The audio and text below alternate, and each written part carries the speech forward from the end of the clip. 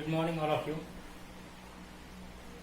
आपण इयत्ता 10वीच्या भूगोलाचं तिसरं प्रकरण प्राकृतिक रचना आणि जलप्रणाली पाहत आहोत.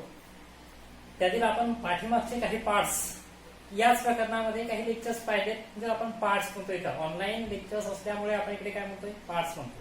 ते पार्ट्स आपण काही पाहिलेले आहेत. त्याआधी ज्याच्यामध्ये 3.1 3.2 हे दोन नकाशे पाहिलेत. 3.3 चाही नकाशा पाहिलेला आहे. त्याखालील प्रश्नांची सोडवणूकही करण्याचा चांगल्या प्रकारचा प्रयत्न आपण केलेला आहे. आणि सोबतच भारताची प्राकृतिक रचना जी आहे ती पण आपण पाहिली आहे. त्याचे 5 प्राकृतिक विभाग आपण पाहिलेले आहेत. आता ब्राझीलची प्राकृतिक रचना आपण पाहत होतो. पाठीमागच्या लेक्चरमध्ये आपण ब्राझीलच्या प्राकृतिक रचनेचा काही भाग आपण पाहिला होता. कारण ब्राझीलची प्राकृतिक रचना आपल्याला 5 विभागांमध्ये विभागलेली पाहायला मिळते. ज्याच्यामध्ये पहिला होता उच्चभूमी, ज्याला आपण उच्चभूमीचा प्रदेश किंवा ब्राझीलमधील ढाल क्षेत्र असं पण म्हणतो आपण, बरोबर. ते उच्चभूमी आपण पाहिलेलं होतं. त्याच्यानंतर दुसरा पार्ट आपण पाहिलेला होता अजस्र कडा. हा एक वेगळ्या स्वरूपाचा वाटतो, पण जसा भारताच्या बाबतीत हिमालय पाहायला होता तशी ही इकडची पर्वतरांग आहे. तिसरा आहे किनारपट्टीचा प्रदेश किंवा त्यालाच आपण किनारी मैदान असं म्हणू शकतो. किनारी मैदाने किंवा किनारपट्टीचा प्रदेश किंवा किनारी मैदानी प्रदेश. चौथा आहे मैदानी प्रदेश. आणि 5 नंबरला आहे बेटे. जसे भारताचे 5 प्राकृतिक विभाग होते तशाच प्रकारे ब्राझीलचे सुद्धा 5 प्राकृतिक विभाग आहेत. ज्यातील उच्चभूमी आणि अजस्र कडा हे जे 2 आहेत ही 2 आपण काल पाहिलेली होती किंबहुना मागच्या लेक्चरला आपण पाहिलेली होती. आता आपल्याला पाहायचं किनारी मैदान. भारताच्या बाबतीत पण किनारी मैदानी प्रदेश आपण पाहिलेला आहे. भारताच्या बाबतीतही 2 किनारी मैदानी प्रदेश पाहिले, बरोबर. जसं 7500 किलोमीटर लांबीचा किनारा भारताला लाभलेला होता, बरोबर. तशा प्रकारचा 7400 किलोमीटर लांबीचा किनारा, 7400 किलोमीटर लांबीचा किनारा हा ब्राझीलला लाभलेला आहे, बरोबर. म्हणजे जवळपास ब्राझील आणि भारत दोघाही देशांना लाभलेला जो किनारा आहे तो जवळपास सारखा असला दिसून येतो. म्हणजे डिफरन्स किती आहे, फक्त 100 किलोमीटरचा आहे, बरोबर. जास्त नाहीये, म्हणून जवळपास सारखं आहे असं म्हणावं लागेल. फक्त 7400 7500 लक्षात घ्यायला हवं. एनटीएससी वाल्यांनी विशेष लक्षात घ्यायला हवं, कारण एनटीएससी वाल्यांना मुद्दाम म्हणून गफलत करण्यासाठी असा प्रश्न टाकला जात असतो, बरोबर. म्हणून ब्राझीलचं 7400 किलोमीटर आहे. क्लिअर आहे, ओके. तर हा 7400 किलोमीटर लांबीचा किनारा ब्राझीलला आहे, जसे भारताचा 7500 होता. आणि भारताचे 2 किनारी प्रदेश होत होते, 2 किनारी मैदान होत होते. कोणते? एक पश्चिम किनारा आणि दुसरं पूर्व किनारा. एक पश्चिम किनारा आणि दुसरं पूर्व किनारा, ओके. ब्राझीलच्या बाबतीत पण 2 किनारी मैदाने होतात, बरोबर. तर लक्षात घ्या, भारतात ब्राझीलला इकडच्या बाजूने अटलांटिक महासागर आहे, ओके. इकडे आहे उत्तर अटलांटिक महासागर. काय आहे इकडे? उत्तर अटलांटिक महासागर. इकडे काय आहे? दक्षिण अटलांटिक महासागर. मग हे 2 महासागर आहेत का हो वेगवेगळे? तर नाही. अटलांटिक महासागर एकच आहे. फक्त हे जे तर रिओ ग्रांडे दो नॉर्ते नावाचं जे राज्य आहे ब्राझीलचं, या राज्यापासून जो वरचा भाग आहे तो उत्तर अटलांटिक म्हणवला जातो. आणि जो इथून खालचा जो भाग आहे त्याला आपण दक्षिण अटलांटिक असं म्हणत असतो, बरोबर. उत्तर अटलांटिक आणि दक्षिण अटलांटिक म्हणजे अटलांटिक महासागराचे 2 भाग केलेले आहेत, उत्तर अटलांटिक आणि दक्षिण अटलांटिक, बरोबर. तर उत्तर अटलांटिक महासागराला लागून असलेला एक किनारा होतो आणि दक्षिण अटलांटिक महासागराला लागून असलेला दुसरा किनारा होतो, बरोबर. या नकाशावर समजत नसेल तर तुमचा हा नकाशा लक्षात येऊन बघा. या नकाशावरून तुमच्या लक्षात येईल. किती नंबरवाला? 3.2 वाला जो नकाशा आहे याच्यावरून लक्षात येईल, बरोबर. मग इकडे अमापा पासून रिओ ग्रांडे दो नॉर्ते पर्यंत आहे उत्तर अटलांटिक महासागर ब्राझीलला लागून. तर हा जो किनारा आहे त्याला उत्तर अटलांटिक किनारा असं म्हणतात, उत्तर किनारा असं म्हणतात, लक्षात घ्या. आता हे झालं अमापा, हे झालं रिओ ग्रांडे दो नॉर्ते, बरोबर. म्हणून हा इथला, इथे समजत नसेल तर थोडक्यात इथे लक्षात घ्या, म्हणजे पुस्तकात पण तुम्ही लक्षात घ्यायला हवं. आता रिओ ग्रांडे दो नॉर्ते पासून, रिओ ग्रांडे दो नॉर्ते पासून रिओ ग्रांडे दो सूल पर्यंत, इथून इथपर्यंत आहे दक्षिण अटलांटिक महासागर लागलेला, बरोबर. हे बघा याच्यामध्ये दिसून येईल तुम्हाला इकडच्या मॅप, बरोबर. रिओ ग्रांडे दो नॉर्ते पासून रिओ ग्रांडे दो सूल पर्यंत हा झाला दक्षिण किनारा. असं त्याला म्हणायचं का? मग नाही, त्याला म्हणायचंय पूर्व किनारा. ओके, हा झाला उत्तर किनारा आणि हा झाला पूर्व किनारा. काही ठिकाणी लक्षात घ्या, हा उत्तर किनारा आहे. तुम्हाला वाटतो दक्षिण अटलांटिक महासागराला लागून आहे, काय इथं उत्तर अटलांटिक महासागराला लागून आहे, त्याला आपण उत्तर किनारा म्हटलंय. दक्षिण अटलांटिक महासागराला लागून मग त्याच अनुषंगाने तुम्ही त्याच ओघात पुढे जाऊन, कोणत्या ओघात की बाबा उत्तर अटलांटिकला लागून उत्तर किनारा आहे, मग दक्षिण अटलांटिकला लागून दक्षिण किनारा असेल, या ओघात तुम्ही पुढे जाल, बरोबर. पण जाऊ नका, दक्षिण अटलांटिकला लागून जो किनारा आहे त्याला आपण पूर्व किनारा असं म्हटलेलं आहे, त्याला आपण पूर्व किनारी मैदानी प्रदेश आपण असं म्हटलेलं आहे, बरोबर. काल इकडे आपण अजस्र कडा पाहिलेला होता, काल मागच्या लेक्चरला, बरोबर. इकडे आहे हा अजस्र कडा आपला, बरोबर. तो इथे आहे हा अजस्र कडा.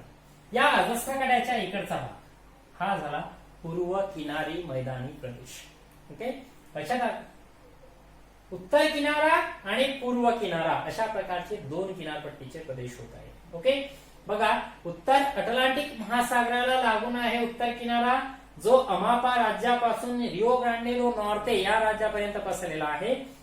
दक्षिण अटलांटिक महासागराला लागून आहे पूर्व किनारा, जो रिओ ग्रांडे दो नॉर्ते पासून रिओ ग्रांडे दो सूल या राज्यापर्यंत पसरलेला पाहायला मिळतोय आपल्याला, बरोबर. आता जो उत्तर किनारा आहे लक्षात घ्या, इकडे एक नदी आहे अशी ब्राझील मधील सगळ्यात मोठी नदी म्हणून ओळखल्या जाणारी. कोणती आहे ती? अमेझॉन नदी. अमेझॉन ही नदी लक्षात घ्यायला हवं. ही ब्राझील मधील सगळ्यात मोठी नदी म्हणून ओळखल्या जाते. आहेच जगातल्या ज्या मोठ्या नद्या आहेत त्याच्यापैकी एक नदी आहे अमेझॉन नदी. पाहायचंय आपल्याला जलप्रणाली, याच चॅप्टर मध्ये पुढचा जो पॉइंट आहे जलप्रणालीवाला, त्याच्यामध्ये आपण ह्या गोष्टी पाहणारच आहोत, त्या फोकस करणार आहोत आपण, त्यात काही वेगळं नाही. ओके, तर ही अमेझॉन नदी आहे. ही अमेझॉन नदी इकडून पेरू देशातून अशी वाहत येते इकडे, बरोबर. ही नदी त्याच्याशिवाय टोकॅन्टिन्स वगैरे असतील किंवा अजून काही किनारी नद्या असतील, बरोबर. तर ह्या सगळ्या नद्या आहेत या उत्तर अटलांटिक महासागराला उत्तर किनाऱ्यावरून जाऊन मिळतात. म्हणून या अमेझॉन, टोकॅन्टिन्स आणि अजून काही किनाऱ्यावरच्या ज्या नद्या आहेत यांनी वाहून नेलेला जो गाळ आहे तो गाळ आपल्याला या किनाऱ्यावर संचयित झालेला पाहायला मिळतो. हवा तेवढ्या प्रमाणात पण नाही आहे, नाही हे पण तेवढंच महत्वाचं आहे ते. पण असो, त्या गाळाच्या संचलनाने हा प्रदेश थोडक्यात खूप जास्त किनारी मैदानी प्रदेश नाही, पण तो गाळाच्या संचलनाने तयार झालेला आपल्याला पाहायला मिळतो. या उत्तर किनाऱ्यावरच आपल्याला इथं ही अमेझॉन नदी आणि इकडून जाणारी एक अशी टोकॅन्टिन्स नदी आहे. या अमेझॉन आणि टोकॅन्टिन्स या दोन नद्यांच्या दरम्यान इथे एक बेट असलेलं पाहायला मिळतं. मोठं बेट तयार झाले. कोणत्या दोन नद्यांच्या दरम्यान? एक अमेझॉन नदी आणि दुसरी टोकॅन्टिन्स नदी. या दोन नद्यांच्या दरम्यान एक बेट तयार झालेलं पाहायला मिळतं, ज्याला आपण महाराजा बेट असं म्हणतो. त्याच्याशिवाय बघा कुठे आहे ते? या उत्तर किनाऱ्यावरच आहे महाराजा बेट. त्याशिवाय इथल्याला महाराजा उपसागर असं पण म्हणतो. शिवाय इथंच एक आहे साओ मार्कोस उपसागर. महाराजा बेट, महाराजा उपसागर, साओ मार्कोस उपसागर हे या उत्तर किनाऱ्यावरच असलेले आपल्याला पाहायला मिळत आहे. ओके, तर आता रिओ ग्रांडे दो नॉर्ते पासून रिओ ग्रांडे दो सूल पर्यंत पसरलेला आहे पूर्व किनारी मैदानी प्रदेश, जो आहे दक्षिण अटलांटिक महासागराला लागून, बरोबर. जशा प्रकारे इकडे टोकॅन्टिन्स, अमेझॉन इतर किनारी नद्या आपल्याला पाहायला मिळतात, तशाच प्रकारे या पूर्व किनाऱ्यावर सुद्धा काही नद्या येऊन मिळतात. इथलची जी ब्राझील उच्चभूमी आहे, या ब्राझील उच्चभूमी मधून काही उगम पावणाऱ्या नद्या अशा प्रकारच्या इकडे दक्षिण अटलांटिक महासागराला जाऊन मिळतात, त्या पूर्व किनाऱ्यावरूनच जाऊन मिळतात, बरोबर. तर इथे एक नदी आहे महत्वाची, याच्यापैकी सगळ्यात महत्वाची नदी कोणती? साओ फ्रान्सिस्को नावाची नदी या ठिकाणी असलेली आपण पाहिली, जी या पूर्व किनाऱ्यावरची महत्वपूर्ण नदी म्हणून ओळखल्या जाते. अशा प्रकारच्या अजूनही काही नद्या आहेत, जसं पुरावा असेल, परानिबा असेल, अशा प्रकारच्याही काही नद्या या पूर्व किनारपट्टीवरून त्या दक्षिण अटलांटिक महासागराला जाऊन मिळत आहेत. ओके, त्याच्याशिवाय आपल्याला या किनाऱ्यावर काही पुळण असतील. या पूर्व किनाऱ्यावर विशेषत्वानं काय काय पाहायला मिळतं? आपल्याला पुळण पाहायला मिळतंय. पुळण काय असतं? पुळण म्हणजे असं काही वेगळं नाहीये, ज्याला बीच तुम्ही म्हणता. ट्रिपसाठी किंवा पिकनिकसाठी जे फिरायला जातो ना आपण किनाऱ्यावर किंवा किनारी प्रदेशामध्ये, तिथं बीचवर फिरायला जातो, वाळू पसरलेली असते काठाने, बारीक रेती असते, त्याच्यावर खेळायचं, मजा करायची असते ना. सेम तेच, ते म्हणजे पुळण होय, असं काही वेगळं नाहीये. त्यालाच आपण पुळण असं म्हणतो. म्हणजे किनारी भागात लाटांनी, समुद्रातील लाटांनी वाहून आणलेली जी वाळू असते ती किनाऱ्यावरची लांबवर पसरलेली असते, तो जो पट्टा असतो त्याला आपण पुळण असं म्हणतो. तर अशा प्रकारच्या पुळणी या पूर्व किनारपट्टीवर पाहायला मिळतील. या इकडच्या भागामध्ये सगळ्यात मोठी पुळण आपल्याला पाहायला मिळते, जी जवळपास 300 किलोमीटर लांबीची असलेली पाहायला मिळते. कॅसिनो डू प्राया किंवा कॅसिनो नावाची एक पुळण आहे, ती आपल्याला या ठिकाणी या पूर्व किनारपट्टीवर पाहायला मिळते. तटीय वालुकागिरी ही कन्सेप्ट पण या पूर्व किनारपट्टीवर आपल्याला पाहायला मिळते. तटीय वालुकागिरी. आता ऍक्च्युली वालुकागिरी नावाची जी कन्सेप्ट आहे, ही वालुकागिरी नावाची कन्सेप्ट खरं तर वाळवंटात असते. कारण खरं तर वालुकागिरी, गिरी मीन्स काय? टेकड्या आहे, बरोबर. तर वाळूच्या ज्या टेकड्या आहेत, ह्या वाळूच्या टेकड्या वाळवंटी प्रदेशात तयार होत असतात. वाळूच्या टेकड्या विशेषतः वाळवंटी प्रदेशात तयार होत असतात. त्या किनाऱ्यावर तयार होणं, टेकड्याच्या टेकड्या तयार होणं साहजिक नाही, बरोबर. पण लाटांच्या माध्यमातून जी वाळू वाहून आणलेली असते, तिच्या काही प्रमाणात अशी एखाद्या पर्वत रांगेसारखी एक छोटीशी रांग तयार झालेली, एक पट्टा असा पसरलेला पाहायला मिळेल किनाऱ्यावर, बरोबर. तर त्याला तटीय वालुकागिरी, तटीय म्हणजे किनाऱ्यावरच्या, तटीय वालुकागिरी असं म्हटलंय. तर अशा प्रकारच्या तटीय वालुकागिरी या पूर्व किनारपट्टीवर तुम्हाला पाहायला मिळत आहे. ओके, त्याच्याशिवाय तुम्हाला हा जो पूर्व किनारपट्टीचा प्रदेश आहे, या पूर्व किनाऱ्याचं संरक्षण सुद्धा तटीय वालुकागिरीने होतं. आणि त्याच्याशिवाय तटीय वालुकागिरी आणि रक्षण करण्यासाठी अजून एक महत्वपूर्ण घटक ठरतो, तो म्हणजे या प्रदेशामध्ये जे प्रवाळ आहेत, प्रवाळांची जी कंकणद्वीपी आहेत, किंवा त्याला आपण हे म्हणता येईल प्रवाळ कट्टे आहेत. प्रवाळ कट्टे म्हणजे काय की किनाऱ्यावर अशा प्रकारचं प्रवाळ साचतं काही ठिकाणी असं, आणि ज्याच्यामुळे एकूण वाहून आणलेल्या ज्या लाटा असतात, त्या लाटांचा मारा डायरेक्टली पूर्व किनारपट्ट्यावर होत नाही. पूर्व किनाऱ्यावर डायरेक्टली मारा होत नाही, आणि डायरेक्टली मारा न झाल्यामुळे या पूर्व किनाऱ्याचं घर्षण किंवा त्याचं खनन होत नाहीये. म्हणून पूर्व किनाऱ्याचं संरक्षण होतंय. कशामुळे? तर या प्रवाळांमुळे, प्रवाळ कट्ट्यांमुळे आणि तटीय वालुकागिरीमुळे या पूर्व किनारपट्ट्याचं संरक्षण होत असलेलं आपल्याला पाहायला मिळतं. Okay, it is clear. म्हणजे दोन प्रकार आहेत, एक उत्तर किनारपट्टी आणि पूर्व किनारपट्टी. उत्तर किनारपट्टी अमापापासून रिओ ग्रांडे दो नॉर्ते पर्यंत आहे. त्याच्या मध्ये अमेझॉन नदी, टोकॅन्टिन्स अशा प्रकारच्या अनेक काही किनारी नद्या वगैरे तिथे त्याच किनारपट्टीवरून जाऊन उत्तर अटलांटिक महासागराला मिळत आहे. टोकॅन्टिन्स आणि अमेझॉनच्या मध्ये आहे महाराजा बेट. शिवाय इकडे महाराजा उपसागर, साओ मार्कोस उपसागर या उत्तर किनारपट्टीवर पाहायला मिळतो. रिओ ग्रांडे दो नॉर्ते पासून रिओ ग्रांडे दो सूल पर्यंत दक्षिण अटलांटिक महासागराला लागून आहे पूर्व किनारपट्टी. ओके, या पूर्व किनारपट्टीवर सुद्धा काही किनारी नद्या वाहून आणल्या पाहायला मिळतात. शिवाय या ब्राझील उच्चभूमीमध्ये उगम पावणारी साओ फ्रान्सिस्को नावाची एक महत्वपूर्ण नदी सुद्धा या पूर्व किनाऱ्यावर येऊन दक्षिण अटलांटिक महासागराला मिळते. ओके, आपल्याला या पूर्व किनारपट्टीवर अनेक पुळण पाहायला मिळत आहेत. त्याच्यातला कॅसिनो डू प्राया वगैरे किंवा कॅसिनो नावाचं पुळण जे आहे जगातली सगळ्यात लांब पुळण म्हणून ओळखल्या जाते. पर्यटनाच्या दृष्टिकोनातून ही पुळण खूप महत्वाची आहे. जवळपास 300 किलोमीटर लांबीची ही पुळण म्हणून ओळखल्या जाते. ओके, त्याच्याशिवाय तटीय वालुकागिरी असेल किंवा प्रवाळ कट्टे वगैरे असतील, याच्यामुळे या पूर्व किनाऱ्याचं संरक्षणही होत असलेलं पाहायला मिळतं. क्लिअर आहे? हे झालं किनारी मैदाने किंवा किनारपट्टीचा प्रदेश ज्याला आपण म्हणतो. आता आहे मैदानी प्रदेश. ओके, भारताच्या बाबतीत पण आपण मैदानी प्रदेश पाहिला, ज्याला उत्तर भारतीय मैदानी प्रदेश असं आपण म्हणतो. काय म्हणतो त्याला आपण? उत्तर भारतीय मैदाने. ओके, बघा लक्षात घ्या. तसेच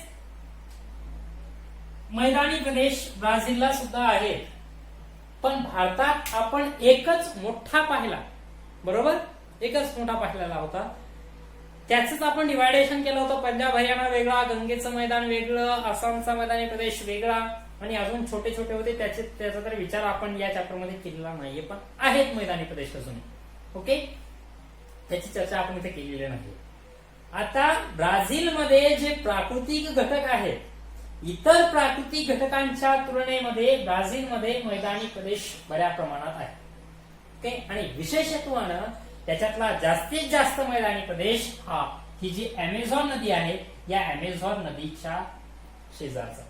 2 मैदानी प्रदेश विशेषत्वानं आहे, पण या मैदानी प्रदेश नावाच्या पॉइंट मध्ये आपण 3 गोष्टी पाहणार आहे. एक, अमेझॉनचा मैदानी प्रदेश किंवा अमेझॉन नदीच्या खोऱ्याचा मैदानी प्रदेश. दुसरं, या ठिकाणचा पॅराग्वे पॅराला नदींचा मैदानी प्रदेश. आणि तिसरा जो आहे, जो मैदानी प्रदेश नाही पण मात्र अभ्यासत असताना आपण तो मैदानी प्रदेशात अभ्यासतोय, या ठिकाणी आहे, तो आहे पॅन्टनालचा दलदलीचा प्रदेश किंवा पाणथळ प्रदेश. त्या 3 गोष्टी आपण याच्यात आहोत. ओके, त्यातला पहिला भाग पाहतोय आपण मैदानी प्रदेशातला, अमेझॉन नदीचं खोरं किंवा अमेझॉनचा मैदानी प्रदेश असं म्हणावं लागेल. तुम्हाला आठवत असेल, इकडे आपण गियाना उच्चभूमी पाहिली, बरोबर, आणि ही इकडे पाहिली आपण ब्राझीलची उच्चभूमी, ही अशा प्रकारची, बरोबर. ही ब्राझील उच्चभूमी आणि ही गियाना उच्चभूमी आपण पाहिलेली. क्लिअर आहे? आता लक्षात घ्या, ही गियाना उच्चभूमी आणि ब्राझील उच्चभूमी याच्यामध्ये हा जो पार्ट दिसून येईल तुम्हाला, हा सगळा पार्ट, हा असा पार्ट पूर्णपणे, हा असा पार्ट. ओके, हा पार्ट, हा सगळा आहे मैदानी प्रदेश, बरोबर. हा जो मैदानी प्रदेश आहे याला अमेझॉनचा मैदानी प्रदेश किंवा अमेझॉनच्या खोऱ्याचा प्रदेश असं आपण म्हणतोय. क्लिअर आहे? आता बघा लक्षात, तुमच्या या फिगर वरूनच एक गोष्ट लक्षात येईल की हा जो भाग आहे इकडचा, हा भाग या येथील भागापेक्षा रुंद आहे आणि पुन्हा हा भाग येथील भागापेक्षा रुंद आहे, बरोबर. म्हणजे ही गियाना उच्चभूमी आणि ही ब्राझीलची उच्चभूमी, बरोबर, या ठिकाणी जर तुम्ही पाहत असाल अमेझॉनचं खोरं, तर ते निमुळत झालेलं पाहायला मिळतं, तिथं छोटं झालेलं पाहायला मिळतं. या पश्चिमेकडच्या भागात जर तुम्ही अमेझॉन खोरं पाहत असाल तर त्याची रुंदी जवळपास 1300 किलोमीटर असलेली पाहायला मिळते. ओके, त्याची ब्रीथ किती आहे इकडच्या भागात? 1300 किलोमीटर पर्यंत. तसं पुढं गेलात तुम्ही की जिथं ही गियाना उच्चभूमी आणि ब्राझील उच्चभूमी इथे जवळ येत आहे, त्या ठिकाणी त्याची रुंदी ही कमी झालेली पाहायला मिळते. कमी म्हणजे खूपच कमी म्हणावं लागतं. किती झालेली आहे? फक्त 240 किलोमीटर झालेली आहे. म्हणजे बघा, 240 किलोमीटर म्हणजे खूपच कमी आहे, कारण 1300 किलोमीटर इथं आहे हो, तर फक्त 240 किलोमीटर इथं राहिले, बरोबर. आणि पुन्हा इथून जसं अमेझॉनच्या मुखाकडे आपण जातोय, म्हणजे उत्तर अटलांटिक महासागराकडे जसं जातोय, बघा पुन्हा त्याची रुंदी ही काय होत चाललेली आहे? वाढत चाललेली पाहायला मिळते. ओके, ही अमेझॉन नदी जी आहे, या अमेझॉन नदीनं वाहून आणलेला जो गाळ आहे, तो गाळ या प्रदेशात संचयित होतो. कारण अमेझॉन नदी काय खूप वेगाने पण वाहत नाहीये, पण खूप हळू पण वाहत नाही, याचा अर्थ असा होत नाही, खूप हळू पण नाही. कारण खूप हळू वाहत असती तर एक गोष्ट लक्षात घ्या, या मुखाशी हळू वाहत असती तर त्रिभुज प्रदेश तयार झाला असता.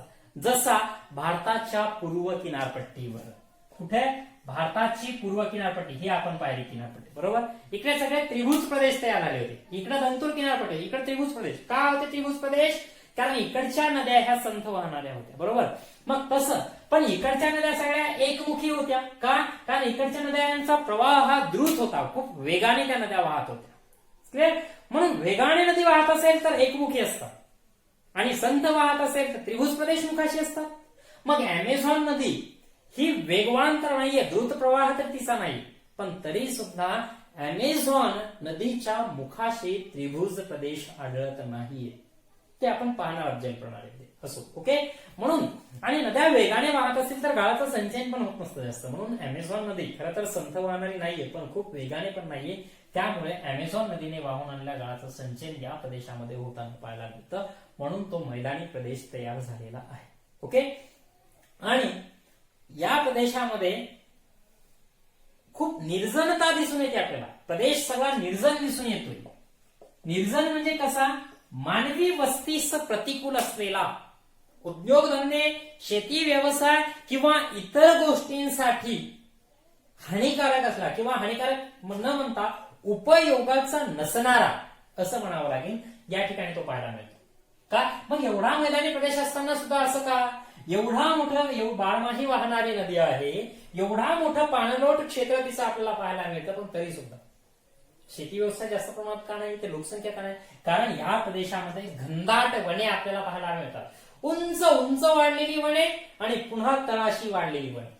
म्हणजे लक्षात घ्या, उंच उंच आणि तळाशी वाढलेली वने म्हणजे बघा एखादं झाड असं उंच उंच वाढलेली अशी उंच उंच झाडं आणि पुन्हा अशी तळाशी पुन्हा अशी छोटी छोटी झाडं, अशी दोन प्रकारची. बरोबर, म्हणजे खालचा भाग पण पॅक होतोय आणि वरचा भाग पण पॅक होतोय. इतकं घनदाट जंगल आहे ते. अहो सूर्याची किरण खाली जमिनीवर जाणं मुश्किल होतं, इतक्या भयानक. आणि त्याच्याशिवाय या अमेझॉन नदीला येणारा पूर किंवा तिच्या पाण्याचं खूप मोठं असलेलं क्षेत्र, तिचं पात्र, या ज्या गोष्टी आहेत, तिचा पूर, मोठं असलेलं पात्र आणि उंच उंच वाढणारी वने किंबहुना खाली जमिनीला लागूनही वाढणाऱ्या वेली, वन, झाडं, याच्यामुळे हा भाग पूर्णपणे पॅक झालेला दिसून येतो. म्हणून तो निर्जन प्रदेश म्हणून ओळखला जातो. ओके, यामध्ये जी वने आहेत त्या वनांना आपण सदाहरित वर्षावने असं म्हणतोय. कारण लक्षात घ्या, या ठिकाणाहून ब्राझीलच्या या भागातून जाते विषुववृत्त.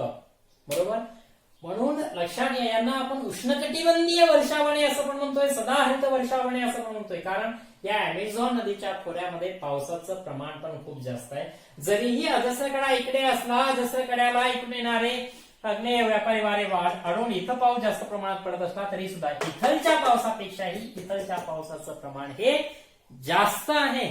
म्हणून या प्रदेशातील वनांना आपण सदाहरित वर्षावने किंवा उष्णकटिबंधीय वर्षावने असं आपण म्हणत असतो. त्या ठिकाणी ती पाहायला मिळते. ओके, तर हा एक मैदानी प्रदेश झाला. आता दुसरा आहे पॅराग्वे पॅरानाचा मैदानी प्रदेश. पॅराग्वे नदी, पॅराना नदी आणि एक आहे उरुग्वे नदी. बघा लक्षात घ्या, पॅराग्वे, पॅराना आणि उरुग्वे ह्या तीन नदी. नंतर इकडे त्या अर्जेंटिना देश आहे, इकडे तिकडे त्या वाहत जात आहे.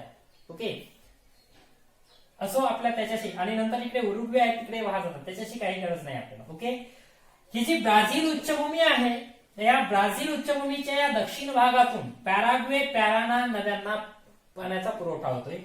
पॅराग्वे जी नदी आहे बघा, उत्तरेकडून ती दक्षिणेकडे जाते आणि ही ईशान्येकडून ती नैऋत्येकडे, म्हणजे ही डायरेक्शन आहे, अशी एकदम सरळ नाही, अशी आहे ईशान्येकडून नैऋत्येकडे, हिचे उत्तरेकडून दक्षिणेकडे आहे. तर या ज्या नद्या आहेत, या नद्यांच्या गाळाच्या संचयनातून या ठिकाणी एक मैदानी प्रदेश तयार झालाय. त्याला आपण पॅराग्वे पॅरानाचा मैदानी प्रदेश असं म्हणत असतो. क्लिअर? आता एक तिसरा पार्ट पाहतो यातला आपण, जो मैदानी प्रदेश या संकल्पनेत येत नाहीये. मैदानी प्रदेश नावाच्या संकल्पनेत येत नसतानाही आपण त्याला मैदानी प्रदेशातच अभ्यासतोय. कारण तितक्यासाठी एक वेगळा पॉईंट घेणं गरजेचं नाहीये. तो आहे पॅन्टनलचा प्रदेश. या ठिकाणी दिलेला आपल्याला तो हा, बरोबर, तो माटोग्रासो दो सुल आणि इकडचा अर्जेंटिना देश वगैरे या दुसऱ्या देशामध्ये सुद्धा जातो ब्राझील व्यतिरिक्त. पॅन्टनलचा दलदलीचा प्रदेश आहे. पॅन्टनाल ना, त्याला नाव दिलेलं आहे पॅन्टनाल. जसं आपण वाळवंटाला थरचे वाळवंट म्हणतो, भारतातल्या वाळवंटाला थरचे वाळवंट किंवा भारतीय महावाळवंट किंवा राजस्थानचे वाळवंट असं जे नाव देतो ना, सेम तशा प्रकारची गोष्ट आहे. इथं जो दलदलीचा प्रदेश आहे म्हणजेच पाणथळ प्रदेश आहे, त्याला नाव आहे पॅन्टनालचा प्रदेश. आता बघा, हे इथून आता मी काढलेलं विषुववृत्त आहे आणि इथून जातं ब्राझीलच्या मकरवृत्त. हे काय आहे इथलचा मकरवृत्त आणि हे काय आहे इथलचा विषुववृत्त, याच्या दरम्यानचा हा पट्टा. बरोबर, म्हणजे हे सगळं काय येतं, उष्णकटिबंध येत आहे. लक्षात येते का? पुन्हा विसरू नका, ही पृथ्वी आहे, विषुववृत्त आहे, हे मकरवृत्त आहे, कर्कवृत्त आहे. हा एवढा जो पट्टा असतो हा असतो उष्णकटिबंधाचा पट्टा. बरोबर ना? मग आता हा ब्राझीलचा हा जो इथून वरचा सगळा भाग आहे तो कशात गेलाय, उष्णकटिबंधात गेलाय. बरोबर, मग पॅन्टनाल कुठे आला? पॅन्टनाल सुद्धा उष्णकटिबंधात आलेला आहे. आणि कोणत्या राज्यात?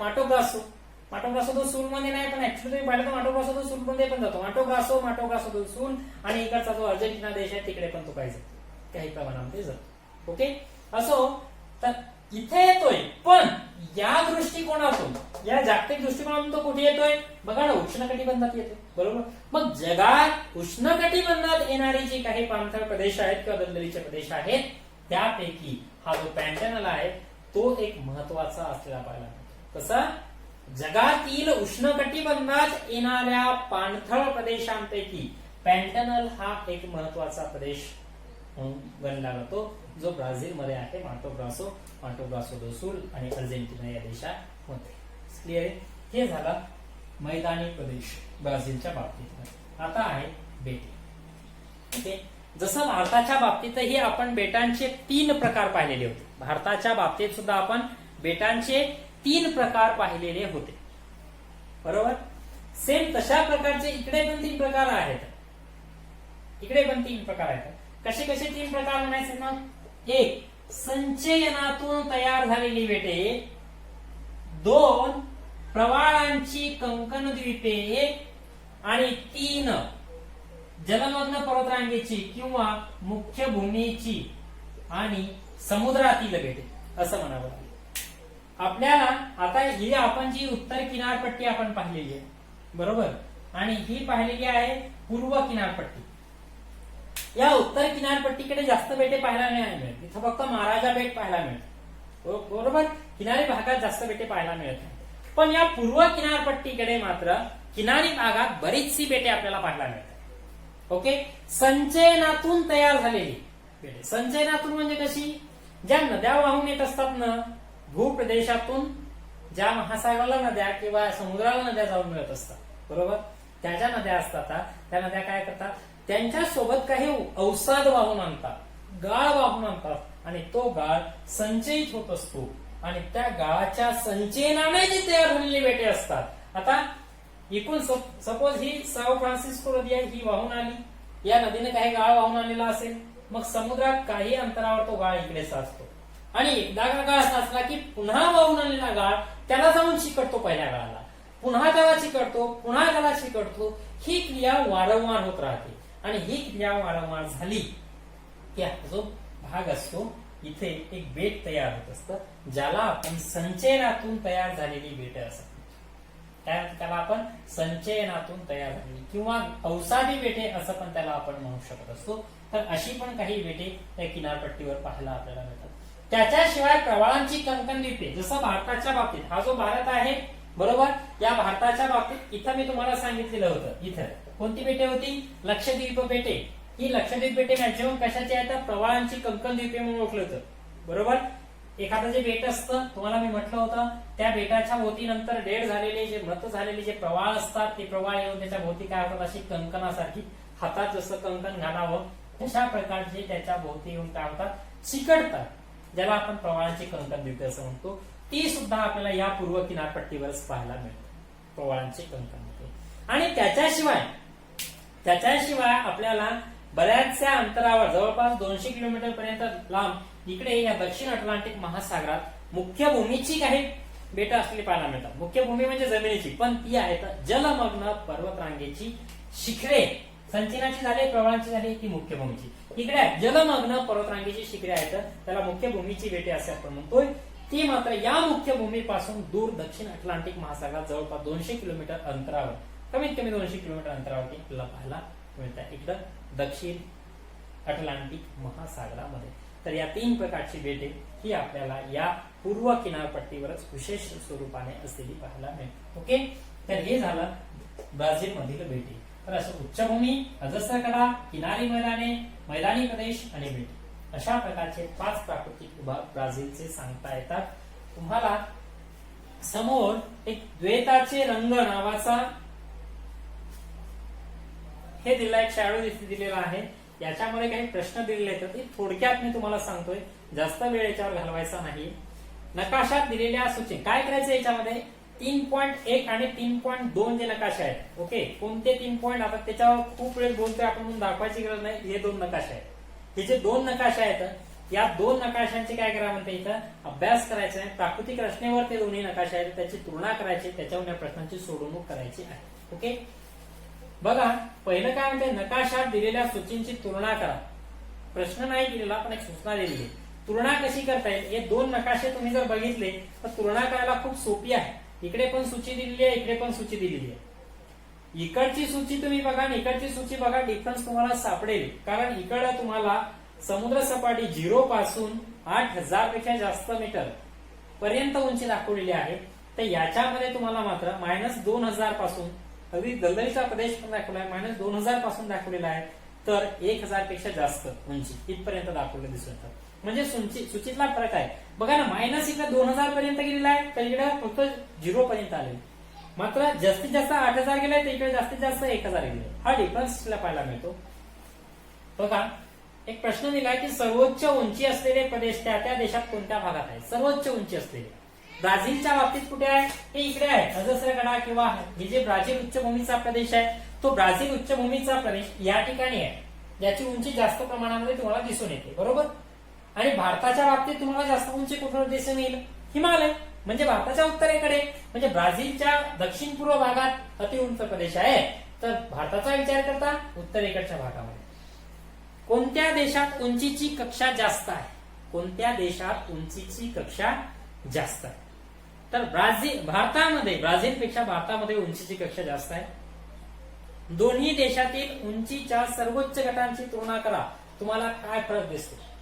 ब्राझील आणि भारताच्या सर्वोच्च उंची असलेला प्रदेश, सर्वोच्च उंची इथं अजस्रगडा ब्राझील उच्चभूमी ही ब्राझीलची आहे, तर भारताची हिमालय.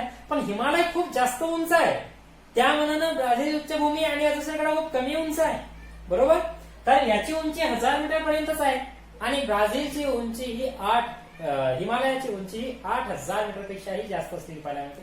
हा डिफरन्स आहे. आणि हिमालय खूप मोठी पर्वतरांग आहे, त्या तुलनेत अजस्रगडा किंवा ब्राझील उच्चभूमी हा लहान प्रदेश आहे, कमी प्रदेश आहे, बरोबर. पुढे म्हणते, ब्राझील मधील अमेझॉन नदीच्या खोऱ्यातील जमिनीचा उतार सर्वसाधारणपणे कोणत्या देशेस आहे. बघा, इकडे आहे पूर्वेकडे सर्वसाधारण उतार, बरोबर. हा स्पष्ट आहे, कारण ब्राझील अमेझॉन नदी पश्चिमेकडून पूर्वेकडे वाहते, म्हणजे उतार हा पूर्वेकडे असणार आहे. नेक्स्ट आहे, भारतातील दख्खन पठाराचा सर्वसाधारण भू उतार कोणत्या देशेस आहे. भारतातील दख्खनच्या पठाराचा उतार. आता मी ते तोंडी सांगते, कारण भारताचा नकाशा आता काढत नाही, ओके. दख्खनचं पठार म्हणजे कुठे येणार, काल तुम्हाला मी किंवा मागच्या लेक्चरला तुम्हाला मी जसं सांगितलं होतं, नर्मदा नदीच्या खालचा भाग म्हणजे येतं दख्खनचं पठार. आता तुम्ही गोदावरी बघा, कृष्णा बघा, कावेरी बघा, बरोबर. ह्या नद्या सगळ्या पूर्व वाहिनी नद्या येतात. जर ऍक्च्युली सांगायचं तर वायव्येकडून आग्नेयेकडे सांगा, पण जनरली सांगता येतं सरासरी त्याचा उतार दख्खनच्या पठाराचा पूर्वेकडे आहे. आणि एक्झिट पाहिजे असेल तर वायव्येकडून ते आग्नेयेकडे असलेलं पाहायला मिळतं. क्लिअर आहे. दोन्ही देशातील पर्जन्य छायाचे प्रदेश कुठे आहेत ते सांगा. बघा, जो भारत आहे, आता नकाशा समजून घ्या. हा जो इथला पश्चिम घाट आहे भारताचा, या पश्चिम घाटाच्या इकडचा जो प्रदेश आहे हा आहे पर्जन्य छायाचा भारताच्या बाबतीत. आणि ब्राझीलच्या बाबतीत हा प्रदेश पर्जन्य छायाचा. म्हणजे बघा, ब्राझीलच्या बाबतीत पूर्वेकडे पर्जन्य छायाचा प्रदेश आहे आणि भारताच्या बाबतीत दक्षिण पश्चिमेकडे पर्जन्य छायाचा प्रदेश आहे. आता खाली एक सूचना दिली पुन्हा, जमिनीची उंची, उताराची दिशा, प्राकृतिक रचना, रचनेतील इतर वैशिष्ट्ये यांचा उपयोग करून ब्राझील व भारत या देशातील प्राकृतिक रचनेसंबंधी भाष्य करा. म्हणजे काय म्हणते ते, की जी काही प्राकृतिक रचना आहेत किंवा प्राकृतिक रचनेचे काही जे घटक आहेत, ओके, दोन्हीही देशांच्या बाबतीतल्या प्राकृतिक रचनेचे घटक, मग त्यातले उंची असेल, उतार असेल, डोंगररांगा असलेला, पर्वतरांगा असलेला, शिखरं असलेलं, मैदानं असलेलं, पठारं असलेलं, किनारी प्रदेश असेल, ही जी सगळे आहेत, या सगळ्यांचा विचार करून तुम्ही काय करा म्हणते, की भाष्य करा त्याच्यावर, एखादी टीप लिहा, बरोबर. आता यापेक्षा जास्त भाष्य करायची काय गरज आहे, कारण आपण जे 2-3 लेक्चर आपण पाठीमागचे जे पाहिलेले आहेत, प्राकृतिक रचनेसंबंधी भारताच्या आणि ब्राझीलच्या प्राकृतिक रचनेसंबंधातले जे आपण लेक्चर्स पाहतोय, याच्यात तेच केले ना आपण, की त्याच्यावर भाष्यच केलंय आपण, त्याच्यावर टीप नाही हो, त्याच्यावर आता निबंध लिहू शकतो आपण, बरोबर.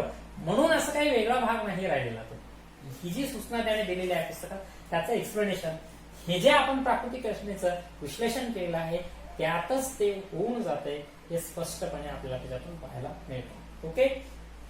आता नेक्स्ट पॉइंट आहे जलप्रणालीवर. नेक्स्ट पॉइंट कोणता आहे, जलप्रणालीचा आहे. थोडक्यात आपण जलप्रणालीची माहिती घेऊया. दिलेलं आहे तुम्हाला एक इन्स्ट्रक्शन दिलेले आहे करून पाहण्यासाठी. 3.2 4 आणि 3.5 चे म्हणजे नकाशे आहेत आता इकडचे नकाशे 3.4 आणि 3.5 हे जे दोन्हीही नकाशे आहेत. आता मित्रांनो तुम्ही 3.1 आणि 3.2 जसे चांगले नकाशे केलेले आहेत पाठांतर तशा प्रकारचे 3.4 आणि 3.5 हे दोन नकाशे पाठांतर करणं गरजेचे आहे जे आहेत जलप्रणालीवरचे. याच्यामध्ये आहेत त्या सगळ्या नद्या भारतात ब्राझील मधल्या आणि भारतामधल्या ह्याच्या दोन्हीही देशातल्या नद्या आहेत ह्या पाठ करणं गरजेचं आहे. तुम्ही म्हणाल सर एवढं पाठ होणं खूप अवघड बाब आहे. खरं सांगतो काहीही अवघड बाब नाहीये, खूप सोपी गोष्ट आहे. कारण याच गोष्टी तुम्हाला पाठ करायला सोप्या आहेत इतर गोष्टींपेक्षा.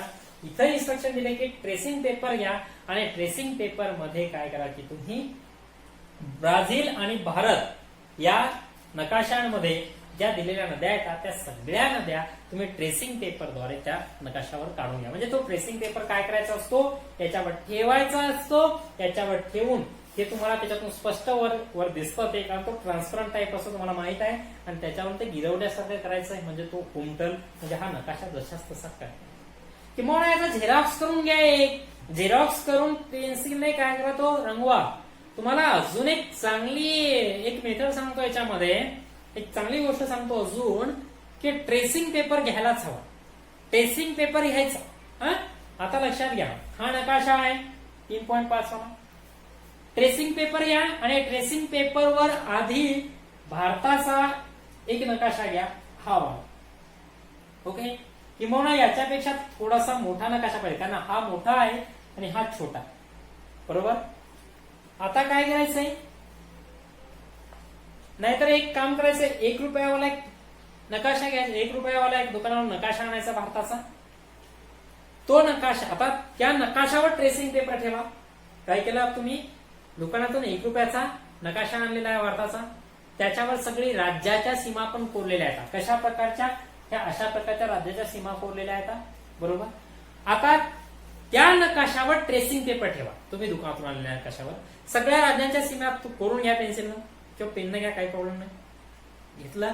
आता ट्रेसिंग पेपर ज्याच्यावर तुम्ही राजकीय सीमा कोरल्या तो ट्रेसिंग पेपर घ्या आणि यावर ठेवा याच्यावर ठेवा. ठेवला. आता तुम्हाला त्या ट्रेसिंग पेपर मधून ह्या सगळ्या नद्या दिसतील आणि नद्या तुम्हाला त्या राज्यांमध्ये बरोबर घुसल्या दिसून येतील. म्हणजे फायदा काय आहे की नदी तर पाठ होतीये पण ती कोणत्या कोणत्या राज्यातून जातीये हे पण तुम्हाला कळेल. कळाले का. म्हणजे नद्या पाठ व्हायला अजून सोप्या जातात आणि जेव्हा तुम्हाला प्रश्नांची उत्तरं लिहायची असतात तेव्हा ते अजून इझी जातं अजून ते सोपं जात असतं. क्लिअर आहे. ओके म्हणून ही गोष्ट करा आणि ब्राझीलच्या बाबतीतही ती करा म्हणजे तुम्हाला समजायला सोपं जाईल. क्लिअर आहे. हे करायचंय. आता बघा खाली प्रश्न एक इन्स्ट्रक्शन दिले पुन्हा की गंगा नदी भारतातली आणि अमेझॉन नदी ब्राझील मधली या दोन नद्यांची तुम्हाला तुलना करायची खालील मुद्द्यांचा वापरून. पाणलोट क्षेत्राचे आकारमान नकाशाप्रमाणे विचारा. आता जर ब्राझीलचा नकाशा पाहिला तुम्ही 3.4 आणि भारताचा नकाशा पाहिला 3.5 दोघाही देशांमध्ये आता भारतात गंगा नदी बघा ब्राझीलमध्ये अमेझॉन नदी बघा. सांगा बरं पाणलोट क्षेत्राचा आकारमान कुठे जास्त असेल. निश्चितच अमेझॉन नदीचं दिसून येईल. अमेझॉन नदीला खूप नद्या येऊन मिळत आहे म्हणून अमेझॉनचं पाणलोट क्षेत्र हे प्रमाण जास्त असते दिसून. क्लिअर आहे. सरळ सरळ सोपा प्रश्न आहे. आता यापेक्षा सोपी गोष्ट सांगतो ते पाहिलं तुम्ही ऑब्झर्व केलं. आता हा आकडा बघा एकूण पाणलोट क्षेत्र 10,16,124 चौरस किलोमीटर. पाणलोट क्षेत्र म्हणजे काय ज्या ज्या एरियातून त्या नदीला पाणी जाऊन मिळतं त्याला पाणलोट क्षेत्र असं म्हणतात. ओके हे झालं गंगेचं. तर अमेझॉनचं किती आहे 70,50,000 चौरस किलोमीटर आहे. कुठं राहिलं 70 लाख कुठं राहिलं 10 लाख किती डिफरन्स आहे. 7 पट अमेझॉनचं जास्त आहे. दुसरा आहे खोऱ्यांचे त्या त्या देशातील सापेक्ष स्थान. गंगेचं कोणीकडे आहे उत्तर पूर्वेकडे आहे आणि अमेझॉनचं कुठे आहे ब्राझीलच्या उत्तरेकडे. ओके हे जवळ त्यांचं सापेक्ष स्थान. नद्यांचे उगम क्षेत्र कुठे आहे. आता अमेझॉन नदी आहे तिचं इकडे जे पेरू पर्वत आहे पेरू देश आहे ते पेरू पर्वत पेरू देशात अँडीज पर्वतरांग, अशी अँडीज पर्वतरांग इकडे त्या अँडीज पर्वताच्या पूर्वेकडच्या भागात पेरू देशामध्ये अमेझॉन नदी उगम पावते. अँडीज पर्वतरांगेच्या पूर्व उतारावर पेरू देशात. आणि गंगा नदी हिमालयाच्या पायथ्याशी, बरोबर, कुठे? भारतात उत्तराखंड मध्ये. क्लिअर? आता नद्यांची दिशा ही पश्चिमेकडून पूर्वेकडे वाहतीये, तर गंगा नदी ही वायव्येकडून आग्नेयेकडे वाहते, अशा प्रकारे. क्लिअर आहे? आता इतर उपनद्या व त्यांची दिशा. आता उपनद्यांच्या दिशा खूप वेगवेगळ्या प्रकारच्या आहेत. गंगेला उत्तरेकडून दक्षिणेकडे काही मिळत आहे, काही दक्षिणेकडून उत्तरेकडे काही मिळत आहे, काही पश्चिमेकडून पूर्वेकडे मिळत आहे, आणि काही नैऋत्यकडून ईशान्येकडे पण मिळत आहे उपनद्यांच्या दिशा. ओके, म्हणजे डावीकडून उजवीकडून मिळणार. तर अमेझॉनला काही उत्तरेकडून दक्षिणेकडे, काही दक्षिणेकडून उत्तरेकडे, आणि काही नैऋत्यकडून ईशान्येकडे, काही पश्चिमेकडून पूर्वेकडे पण मिळतात, अशा प्रकारे. आता इतर मुद्दे म्हणजे हे खालचंच दिलेलं आहे. पाणलोट क्षेत्र आता सांगितलं. नदीची एकूण लांबी बघा, गंगेची दिलेली आहे 25 से 25, 2525 किलोमीटर लांबी, किलोमीटर मध्ये घ्यायची. तर अमेझॉनची मात्र 6400 किलोमीटर लांबी आहे, बरोबर. म्हणजे 2500 कुठे आणि 6400 कुठे, हा खूप फरक असलेला पाहायला मिळतो, डिफरन्स दिसतोय. आणि नदीतून वाहणारा पाण्याचा विसर्ग म्हणजे काय की पाणी किती वाहायलंय त्या नदीतून, हा त्याचा अर्थ, बरोबर. तर बघा, गंगा नदीतून 16,648 घनमीटर प्रति सेकंद, म्हणजे एका सेकंदाला किती घनमीटर पाणी वाहते, तर गंगेतून 16,648, आणि अमेझॉन मधून मात्र बघा 2,09,000. इतकं, म्हणजे किती डिफरन्स असलेला पाहायला मिळतो. इतकं मोठं पाणी या अमेझॉन नदीमधून वाहतंय, हा फरक असला पाहिजे. ओके, तर एडिशनल आता बाकीची जी जलप्रणाली आहे ब्राझीलची आणि भारताची, ही जलप्रणाली आपण नेक्स्ट लेक्चरला पाहूया. तोपर्यंत तुम्ही 3.4 आणि 3.5 हे दोन नकाशे पाठ करण्याचा प्रयत्न करा. थांबूया.